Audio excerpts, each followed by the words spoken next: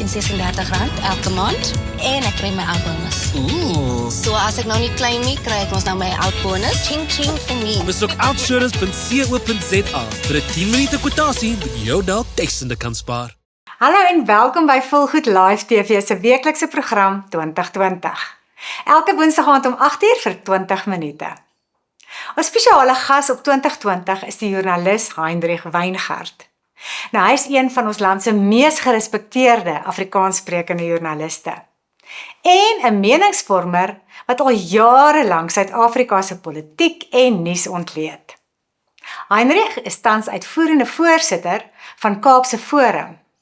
Hy skryf weekliks oor aktuelle kwessies vir Litnet in Weingart Weekliks en hy het sy eie gemeenskap nuusplatform Mondstuk Media.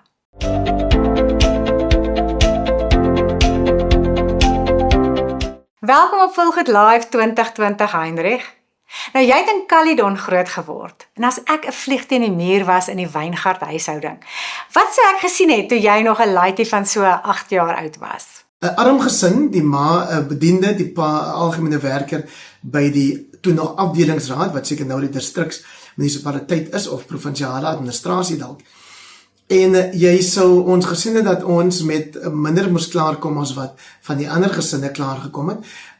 Maar dit is nie iets waaroor ek kla vandag nie. Dit was my vormingsjare.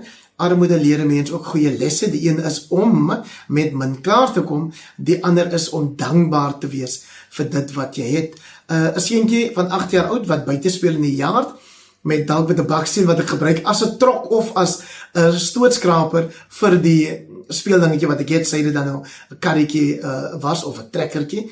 En jy sou met haar vind in die agterplaas, ons noem dit die yard, want dit was nie altyd agter op die yard, dit kon ook voor gewees het waar daar 'n klein stukkie grasperk was en 'n groentetuin van my pa wat enigiets sou kon gehad het, van pampoen, skorsie, mielies soms, tamatie, ja, eie dalk, aardappels, het ek sonneblom gesê, ja, en ook dalk wat sou dan nog wees, ja, maar ag, so 'n bietjie van alles eintlik, maar afhangende van watter seisoen van die jaar dit dan nou was. So ja, dis ek in kort op 8 jaar oud. Heinrich, jy en jou broer Russell het altyd in die snuffelgids die skouhuis van die week se bouplan afgetreis vir een dag. En nou is jy daar. Hoekom is hierdie herinnering vir jou vandag nog so spesiaal? Nou die storie van my broer en die huise afteken in die snuffelgids van die burger, die het vir my groter betekenis vandag, want ons het baie geswerf, dan bly ons by die een familie, dan by die ander familie, of gesin en dan 'n ander gesin, en dit was aaklig. Hoewel mense dit waardeer dat ons ingeneem is deur daai mense. Dit was nadat my pa afgeskerf het spesifiek. En nou jare later, besit ek nie net my eie eiendom nie, maar is ek ook in staat om blyplek te verskaf aan ander mense, sy dit nou gesinne is of studente van die plaaslike FET College op Caledon. So dit is nogal die ding wat vir my uitstaan. Miskien kan ek ook net by sê, want ek het nou na Seepunt verwys, my ma het bediende werk daar gedoen, en jare later kon ek vir haar laat kom kuier by 'n woonstel wat ek besit het in Kusweg in Seepunt. So met ander woorde, die bediende se kind wat destyds by die bediende in die bediende kamer gaan kuier het, kon toe later vir sy ma nooi om te kom kuier in die woonstel wat ek besit het in Kusweg in Seepunt. So dis nogal 'n storie wat ek baie graag vertel op 'n goeie herinnering aan wat so maklik 'n slegte herinnering kon wees, né? Jy het die pad gevolg om journalistiek te studeer en 'n suksesvolle joernalis geword. Wie of wat het jou die meeste geïnspireer en gemotiveer om hierdie pad te volg? My voorligtingonderwyser destyds meneer Klaasen, hy was die een wat gesê het, gevra het, hoekom oorweeg ek nie journalistiek nie, want op daai stadium wou ek nog prokureur word en het ek nog drome gehad van 'n Springbok rugby speler word. En sy motivering was dat ek goed geskryf het. So dan moet ek ook in daai selfde asem erkenning gee aan Sir meneer Hendriks wat vir ons Engels gegee het en wat 'n eerste skryfstuk van my Engelse opstel wat in die vorm van 'n nuusberig geskryf moes word, dat hy die in die klas opgeplak het, om te wys dat hy nogal gereken het dit is die soort skryfwerk wat maar vertoon kan word vir die ander kinders. So ek dink hulle twee het 'n rol gespeel in die feit dat ek toe joernalis geword het uiteindelik. Maar daar was ook meneer Fredericks, ons geskiedenisonderwyser, en dan was daar juffrou Skoenies, as ek dit mag bysê, 'n Engelse wit juffrou by 'n breinskool wat die bibliotekaresse was. En so vertel sy vir my jare later, toe ek haar op die promenade raakloop in Seepunt, dat sy, maar sy altyd verwonder het aan hierdie jong seun wat gedurig in die biblioteek was, en ook so behulpsaam was, altyd gereed en bereid om te help daarso. Heinrich, jy's ook 'n pa. Wat is die belangrikste lewensles wat jy by jou dogters wil tuisbring in 'n harde wêreld, waar dinge meestal de mekaar en hopeloos lyk? Die les wat ek vir hulle almal probeer leer, naby of ver, is die belangrikheid van waardigheid, van waardigheid en eie waarde. Dat jy van jouself iets moet dink, en meer moet dink as wat ander mense dalk van jou dink. Dit leer ek ook vir die kinders, wanneer ek motiveringspraatjies by skole gaan doen. Ek glo dat jy moet begin by jouself, en dit beteken dat jy moet iets meer wil word as wat jy is. Selfs al het jy nie die regte vakke op skool gehad vir 'n bepaalde studierigting self, al het jy nie noodwendig aan die begin die aanleg vir die rigting waarin jy wil studeer of opleiding in wil hê nie. Maar dan moet 'n doel wees, dan moet 'n doelwit wees, dan moet 'n teken wees. En as jy dan nou om terug te kom na die belangrikheid van selfwaarde, dit begin eintlik by selfrespek. Dat as jy respek het vir jouself, en spesifiek, want jy vra oor dogters, spesifiek dan as jy 'n dogter is, dat jy nie moet toelaat dat mans jou minder maak nie, dat jy, en ek het dit geleer by Zayn Mias, dat die pa, en dit doen ek met my dogters, die eerste een moet wees, wat vir haar sê, ek is lief vir jou, wat vir haar sê, jy's mooi. Dit sal my dogters kan van getuig. Dankie Heinrich dat jy moeite gedoen het om ons spesiale gas te wees op 2020. 'n Laaste vraag om ons gesprek mee af te sluit. Baie luisteraars sal jou ken van RSG en Kyknet. Wat is die belangrikste waarheid wat jy hoop mense neem huis toe na elke gesprek wat jy lei?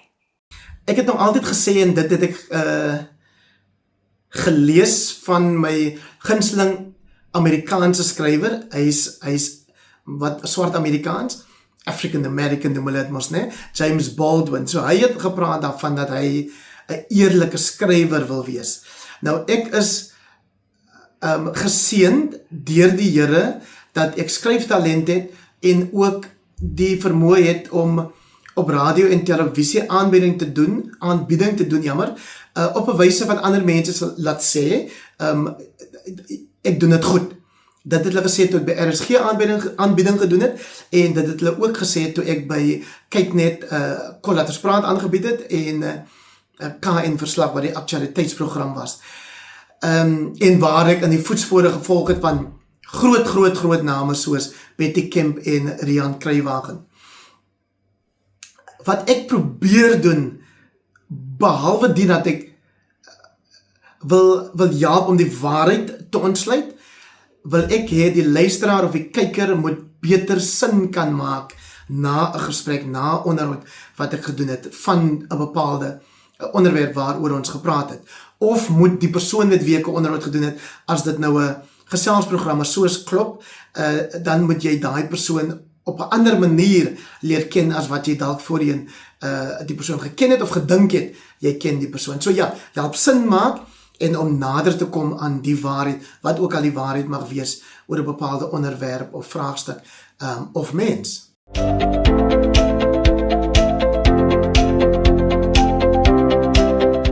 Ons almal word soms gekonfronteer met besluite wat vinnig geneem moet word. En daar is nie altyd tyd om lank te dink of te wag nie. Wat doen jy wanneer dit voel asof jy min tyd het om die regte keuse te maak? Kom ons kyk na 'n hoogtepunt uit Therese Bam se gesprek op Volgoed Live.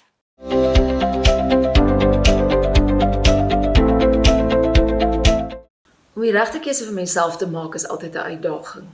Of daar min tyd is of baie tyd is. Mense dink altyd jy het meer tyd as wat jy het. Daai besef dat die lewe regtig kort is. Ek dink dit het my veral getref toe my ma oorlede is, toe my pa oorlede is, maar toe my ma sterf en ek was by haar. Daai besef hoe alles net in 'n oogwink kan verander. Dat jy nie vir ewig het nie. En hoe jy moet maak, alles in die lewe voel ek nog altyd as 'n keuse. Nee, dis nie noodwendig maklik om te kies nie, maar jy het die voorreg en die reg om te kies. En dit is om na jouself te luister, en dit is altyd vir my die belangrike ding. Ek wil altyd vir myself kan sê, ek was eerlik met myself, wanneer ek 'n keuse gemaak het. Ek het na myself geluister, en ek het stil geraak en gedink, okay, wanneer dinge regtig moeilik raak, gaan sit ek en ek dink vir myself, as iemand nou reguit vir jou vra, is die antwoord ja, of is die antwoord nee, sonder enige verduideliking, dan voel dit partykeer vir my, dit is hoe ek kies. Mens moenie, dit veral in verhoudings, en vir vrouens, en vir my, toe ek in daai situasie was, soos jy begin ouer raak, en jy begin dink, jy wil trou, jy wil 'n gesin hê, daar's druk op jou, om reg te kies, om te kies vir die regte redes, is 'n hengse uitdaging.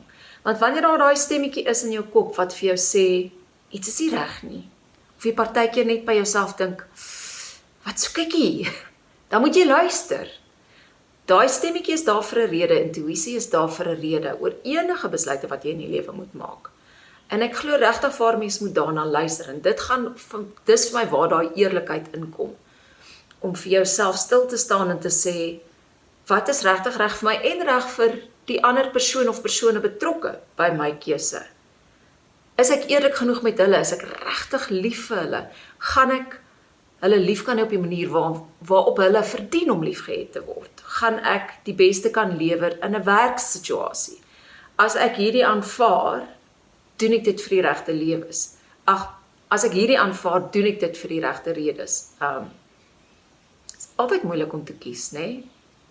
Maar die geheim is, jy kan kies. Jy kan altyd kies, en as dit regtig lol, kry raad. Ek is 'n groot voorstander van terapie, van life coaching. Kry raad en gaan praat met iemand, want dit maak die lewe se verskil. As jy dit wat in jou kop en in jou hart waarboel, en jy weet nie wat sin maak nie, as jy dit hardop sê vir iemand, ewe skielik, dan gaan jy net, okay, dis die regte antwoord. Ja, altyd op, praat dit uit.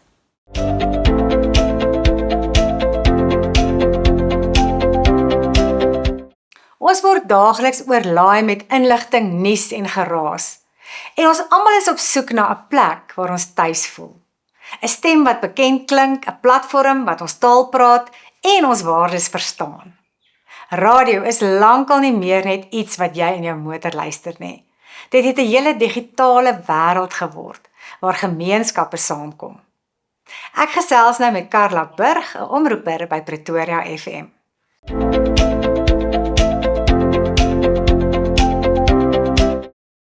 Hallo Carla, en dankie vir die geleentheid om op Volgoed Live 2020 met jou te gesels.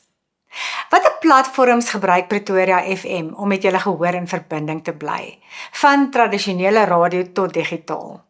En waar kan luisteraars by Pretoria FM inskakel? Pretoria FM is beskikbaar reg oor Suid-Afrika op verskeie platforms.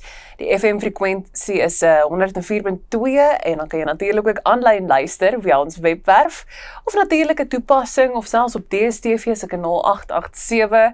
Ons is aktief op sosiale media ook, dis baie belangrik. Facebook, Instagram, TikTok, YouTube, waar ons natuurlik hoogtepunte, onderhoude en agter die skerms inhoud deel.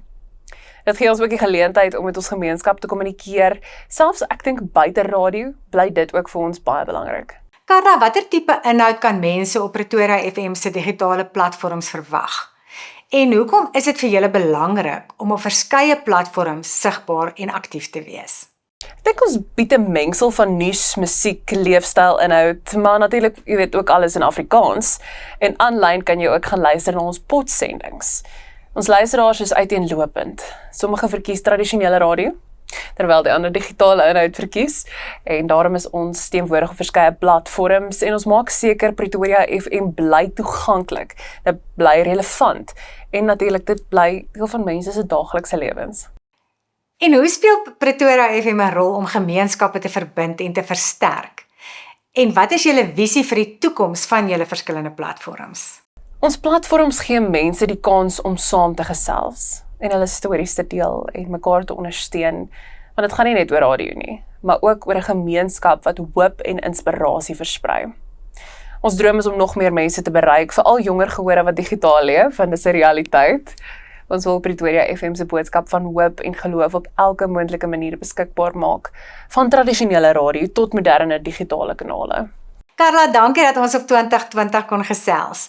Om mee af te sluit, hoe kan luisteraars Pretoria FM se platforms ondersteun en aktief deel word van hierdie groeiende gemeenskap wat julle oor tyd opgebou het? Dis 'n goeie vraag. Deur in te skakel op ons frekwensies of natuurlik DSTV se kanaal 887. Ons op sosiale media te volg, inhoud te deel en net deel te raak van die gesprek. Ek dink dis die belangrikste deel. Want elke luisteraar wat betrokke raak, help ons om die gemeenskap groter en sterker te maak. So, of jy nou luister op FM, aanlyn of op DSTV se kanaal 887, Pretoria FM is daar om jou te inspireer en jou te verbind.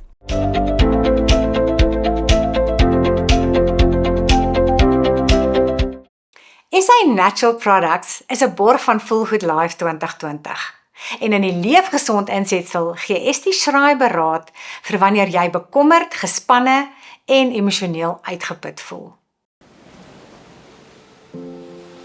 Die lewe bring sy emosionele hoogte en laagtepunte, finansiële druk, gesinstres, slapelose nagte, eksamenvrees, baby blues, hartseer en lewensveranderende voorvalle.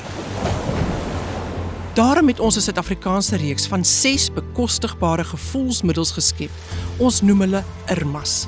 Elkeen bied sagte, natuurlike ondersteuning vir spesifieke emosies: stres, uitbranding, neerslagtigheid, paniek, skok en hartseer. Dis nie verslawend, nie slaperig nie en vir die hele gesin. Soos 'n oomblik van kalmte in die storm, 'n sagte sug vir die lewe se moeilikste oomblikke. Irma se rescue reeks ontmoet jou waar jy is, met ondersteuning vir wat jy nou ervaar. Dit is Irmas. Watter middel is jou eerste keuse?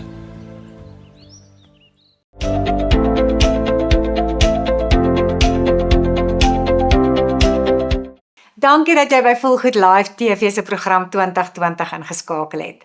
Elke woensdag aand om 8uur vir 20 minute. Ons volgende 2020 episode is Woensdag 1 April en my spesiale gas is die aktrise Alma van Heerden, wat tans as Leandri in Een keer om die son te sien is.